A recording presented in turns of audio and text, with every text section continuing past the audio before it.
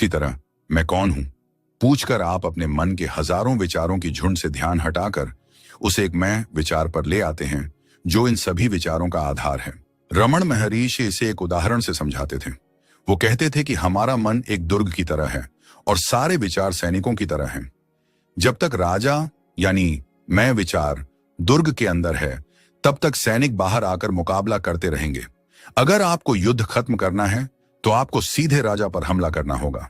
उसी तरह अगर आपको विचारों के इस अंतहीन सिलसिले को रोकना है तो आपको बाकी विचारों से मुकाबला करने की जरूरत नहीं है। आपको बस उस मूल विचार मैं विचार के स्रोत तक पहुंचना है।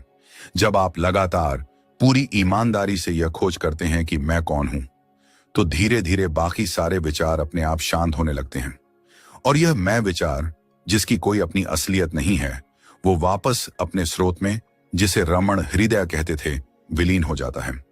यह हृदय कोई शारीरिक अंग नहीं है, बल्कि यह हमारी चेतना का, हमारे असली अस्तित्व का केंद्र है। जब यह बनावटी मैं ईगो अपने स्रोत में डूब जाता है, तो जो बचता है वही आपका असली स्वरूप है। शुद्ध, शांत, आनंदमय आत्मा, वही ईश्वर है, वही सत्य है।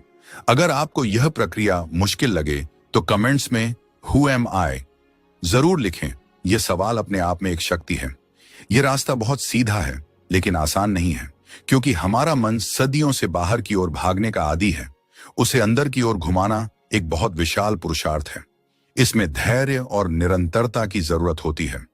रमण कहते थे कि आपको इसके लिए जंगल में जाने या घर बार त्यागने की जरूरत नहीं है। आप अपना काम करते हुए, अपनी जिम्मेदारियां निभाते हुए भी इस अभ्यास को कर सकते हैं। जब आप ऑफिस में हों, जब आप ट्रैफिक में फंसे हों, जब आप किसी से बात कर रहे हों, हर पल